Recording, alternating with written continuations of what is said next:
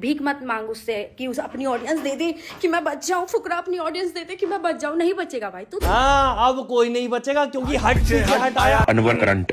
तो दोस्तों निशु और ठगेश के लफड़े में पहले मुझे लगा कि ये लोग लफड़ा सेंटर का एपिसोड बना रहे हैं, दोनों मिलके प्रैंक कर देंगे। प्रैंक है जी, प्रैंक वीडियो आ रही है जल्दी। पर फिर बाद में पता चला ये तो सच में लड़ाई झगड़ा हो रहा है। पर इसमें गलती निशु की है क्योंकि जब वो चोर पकड़ने निकली तो उसने पुलिस की ड्रेस क्यों नहीं पहनी? कहाँ है आपकी पुलिस की ड्रेस? अरे शिट, कितना पगला हूं मैं। निशु जी ने अभी तक किसी को स्टोरी में पुलिस की ड्रेस पहने ही नहीं देखी, तो वो कैसे पहनेंगी? कॉपी करती ना ये।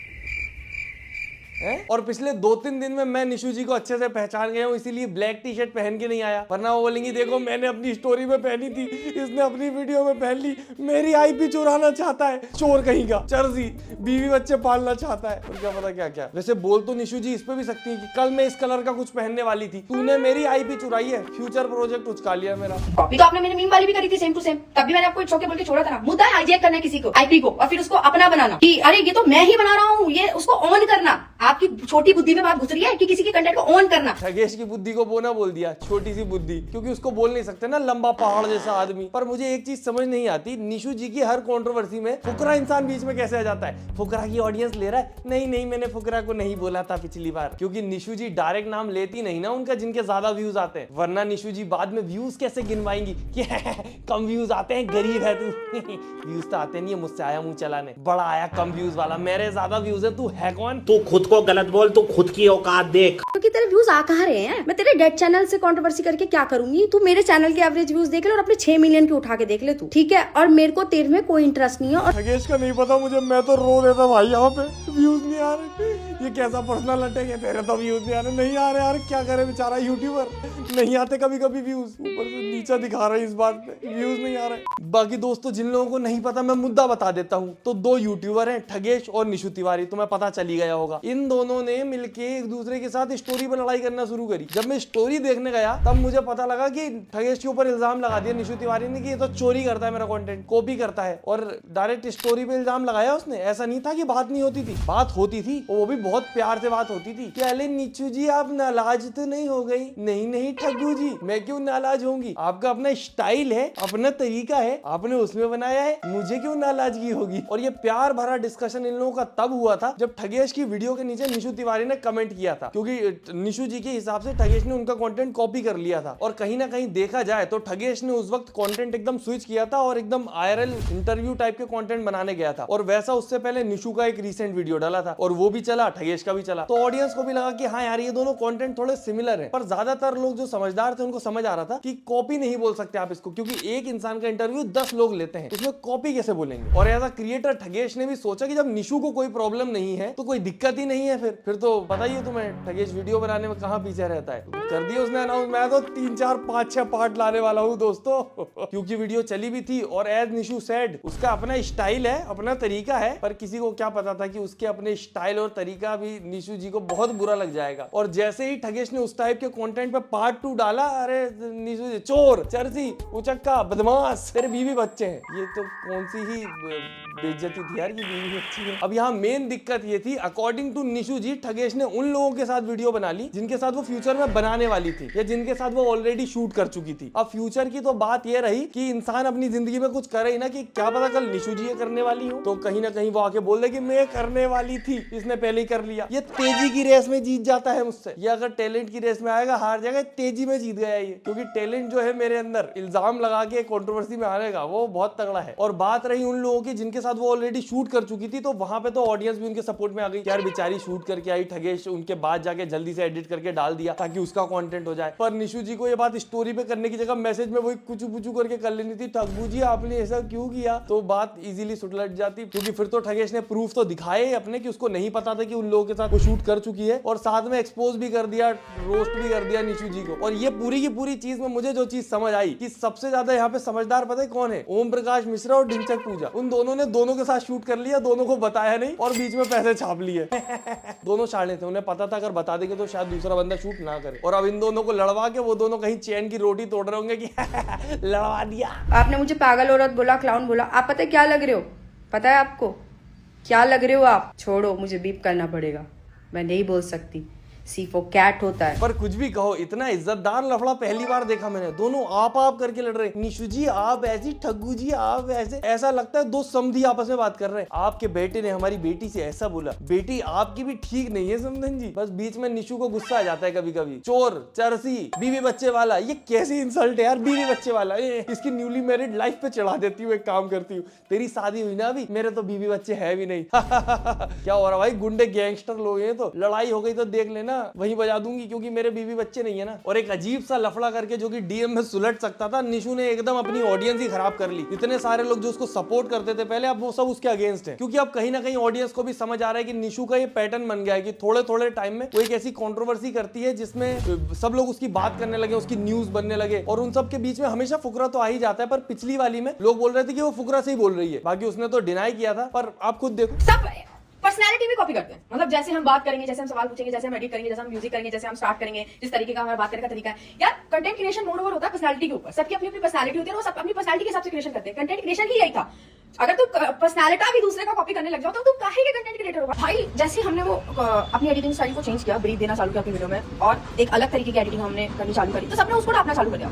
और ये मैं सोचा कि क्रिएटर को पता नहीं चलेगा, क्रिएटर को सब पता चलता है। क्रिएटर की खास बात ये है कि उसे सब पता चल जाता है। अब इस पर निशु जी का कहना है कि भैया ये तो जनरल स्टेटमेंट थी, मैंने किसी से बोला थोड़ी। पर ये कहीं से जनरल स्टेटमेंट नहीं लग रही। और एक तो निशु जी के अंदर वो जो पुलिस बनने का सपना था ना बचपन का, वो इतना गहरा है कि ये दिन भर यूट्यूब पे बैठी रहती है हाथ में डंडा लेके कि कोई तो कॉपी मिल जाए, कोई तो चोर मिल जाए, फिर मैं स्टोरी पे जाके बजाऊं उसको। और इतना फ्री टाइम कहाँ से आ रहा है निशु जी? क्या आप सबको देख ले रही हो कि इसने कॉपी किया, उसने किया, सबको बजाती हूँ। और इसको देख लेती हूँ क्योंकि इसका मैं कॉपी करूंगी।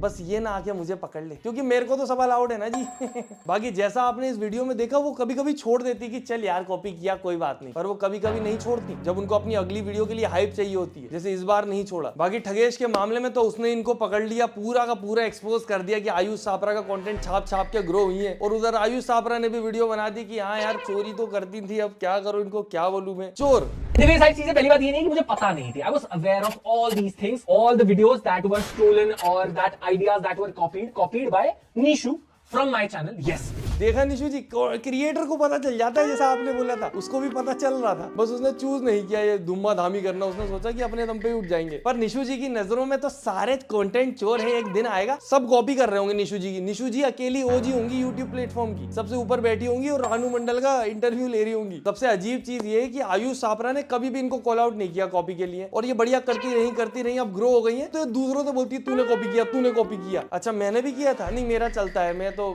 ऐसी हूं, मैं निशु हूं, नाम मेरा सुन निशु। और ये इनडायरेक्टली फुकरा को बोलने से कुछ टाइम पहले या बाद में इनकी एक वो थार वाले से कंट्रोवर्सी हुई थी, वहां पे तो इनके साथ बुरा हुआ था। मैंने इनके सपोर्ट में भी वीडियो बनाई थी और बाकी लोग भी सपोर्ट में आए थे। और ऐसी कंट्रोवर्सी से धीरे धीरे ऑडियंस ये लोग इकट्ठा कर लेते हैं, क्योंकि हर 2-3 महीने में अगर इंसान न्यूज में आता रहता है तो ऑडियंस सोचती है कि न्यूज में आए इससे पहले ही हमें इसकी खबर पता लग जाए, तो फोमो के चक्कर में लोग उनको सब्सक्राइब कर लेते हैं। और जब ये सब करके व्यूज आने लगे तो सामने वाले को नीचा क्या बोल के दिखा रहे हैं, ये तेज काम करता है, ये बहुत स्पीड में कर रहा है, क्या पता क्यों। मैं बता रहा हूँ, इतने सारे चैनल मैनेज करना बहुत ज्यादा डिफिकल्ट होता है। मेरे पास भी 3-4 चैनल है, मैं बहुत ज्यादा परेशान हो जाता हूँ कि अभी मैं थोड़ा सा बाहर क्या चला गया था, यहाँ नींद में खड़ा होकर वीडियो बना रहा हूँ, सोया नहीं हूँ 2 दिन से। बाकी आप लोगों के बहुत ज्यादा मैसेज आ रहे थे तो सोचा वीडियो बना देता हूँ ठगेश वर्सेस निशु पे, पर ज्यादा बड़ी नहीं बनेगी तो थोड़ा एडजस्ट कर लेना दोस्तों, ठीक है, माफ कर देना मालिक इस बार। और एक और वीडियो पे रिसर्च चल रही है बहुत ज्यादा हैवी, और वो जो टॉपिक है वो बहुत ज्यादा अच्छा और इंपॉर्टेंट है, तो मैं चाहूंगा कि भले इस वीडियो को लाइक सब्सक्राइब कमेंट कुछ भी मत करना इस पे, पर वो वीडियो को जरूर शेयर कर देना, उसको ज्यादा से ज्यादा देखना ताकि ज्यादा लोगों तक जाए और ज्यादा लोगों को पता चले कि क्या चल रहा है। और मुझे फर्क नहीं पड़ता कि मुझे कोई कॉपी करे या मेरी पूरी वीडियो उठा के डाल दे, क्योंकि मेरा मुद्दा होता है उस टॉपिक को, उस मुद्दे को ज्यादा से ज्यादा लोगों तक पहुंचाना, और मैं चाहूंगा वो ज्यादा लोगों तक पहुंचे, ना कि ये सब। आप पता है क्या लग रहे हो?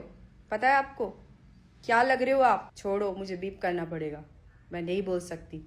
सी फॉर कैट होता है। क्योंकि तेरे व्यूज आ कहाँ रहे हैं? मैं तेरे डेड चैनल से कंट्रोवर्सी करके क्या करूंगी? बाकी मुझे जो चीज सबसे ज्यादा अजीब लगती है कि निशु की हरकतें देख के लगता है कि वो किसी भी क्रिएटर की रिस्पेक्ट नहीं करती। वो सबको ऐसे देखती है कि इसको तो इसके थ्रू फेम मिल गया, ये तो फुकरा का फेम मांग रहा है, इसके अंदर टैलेंट नहीं है, ये दूसरों के दम पे उठा है, दूसरों की बुराई करके ग्रो हुआ है। तो वो जो कंटेंट बनता है ना दूसरों से डेयर लेके उनका फोटो थंबनेल में डालने का, वो भी दूसरों के नाम पे चलता है, क्योंकि थंबनेल में उन्हीं लोगों को देख के आए लोग, उनने क्या डेयर दिए आपके लॉजिक के हिसाब से। मेरे हिसाब से तो जो डेयर कर कर रहा है उसकी देख रहे हैं, क्योंकि रोस्टिंग में भी जो रोस्टिंग कर रहा है लोग उसको देखने आते हैं, उसके ओपिनियन देखने आते हैं। अगर उसी को देखना होता जो रोस्ट हो रहा है तो उसकी प्रोफाइल भी है, वहीं पे जाके देख लेते। पर लोगों को रोस्टर का ओपिनियन जानना होता है। तो कोई फर्क नहीं पड़ता, मुझे किसी से कोई लालच नहीं है, किसी के साथ कोलैब करने का कोई लालच नहीं है, मैं किसी की चाटनी नहीं बैठी हूँ यहाँ पे, न मुझे ये है कि किसी बड़े चैनल से मेरा कुछ हो जाए, मेरे को कभी कोई फर्क नहीं पड़ता था, ना पड़ेगा। और ये वाली जो बात हुई थी, मैं किसी का फेम नहीं मांगती, मैं किसी की नहीं चाटती, मैं कॉलेब करने में भी इंटरेस्टेड नहीं हूँ। कर चुके हैं आप बहुत ज्यादा कॉलेब, जो लोगों से डेयर लेते थे ना बड़े बड़े यूट्यूबर से, वो कहीं ना कहीं उनकी ऑडियंस आई थी। और ये एक बार मेरे पास भी आई थी डेयर लेने। मेरी जब इनसे बात शुरू हुई थी, इनने आगे मुझे फॉलो किया तो मैंने फॉलो बैक कर लिया कि चलो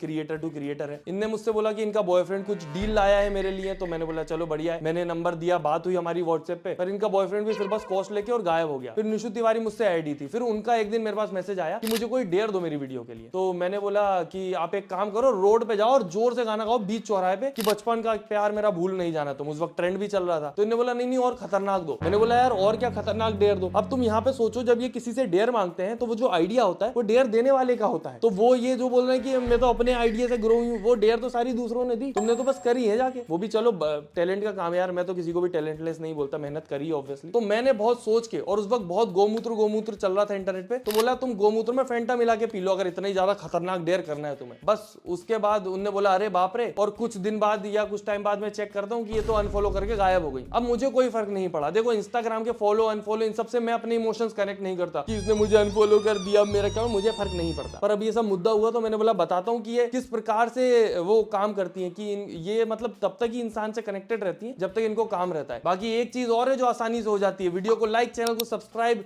और फेवरेट पार्ट कमेंट, तो जल्दी से कर दो, देर किस बात की। और मैंने अपनी वीडियो में ज्यादा इसकी वीडियो उसकी वीडियो दिखा के कॉपी के एग्जांपल नहीं दिए, क्योंकि मुझे पता है जो चैलेंज वीडियो वाला जॉनरा है इसमें बहुत कम टॉपिक है मार्केट में। तो बाकी सब लोग आपस में थोड़ा बहुत इंस्पिरेशन लेके बनाते रहते हैं, थोड़ा मिलता जुलता, वो एक दूसरे से इंस्पिरेशन ले रहे हैं और कर भी क्या सकते, कोई ऑप्शन भी नहीं है। और सब at the end of the day सीख रहे हैं, काम कर रहे हैं, सर्वाइव करने की कोशिश कर रहे हैं, क्योंकि इंटरनेट हर दिन बदलता है। और मैं एक चीज जानता हूं कि यूट्यूब पे अगर आप हो तो कोई भरोसा नहीं है, आज ऊपर हो कल नीचे भी जाओगे। डाउनफॉल सबका आता है और अकल सबकी ठिकाने लगती है। और फिर वही सब याद आता है कि जिस इन्विटेशन को हम मॉक कर रहे हैं, मजाक उड़ा रहे हैं, वही बाद में हमको याद आएगा कि काश कोई बुला ले तो वापस हमारा चैनल उठ जाए। और मैं पर्सनली बताऊं तो पहले मुझे निशु की स्टोरी देख के लग रहा था कि बेचारी के गेस्ट से पहले जाके बात कर ली, गलत किया सब। पर जब वो इतना बुरा बोलने लगी, पर्सनल अटैक करने लगी, तो मैं ऑलरेडी ऐसा हो गया था कि यार ये तो गलत ही कर रही है। सामने वाले ने अगर गलत किया भी है तो तुम उसको इतना ज्यादा हर कुछ बोल के खुद को ही खराब दिखाओगे। पर ठीक है, ऐसी चीजें इंसान तभी करता है जब उसमें घमंड आ जाता है, और घमंड तो रावण का भी नहीं टिका। बाकी हम मिलते हैं अगली वीडियो में। Tata bye bye, good night, धन्यवाद।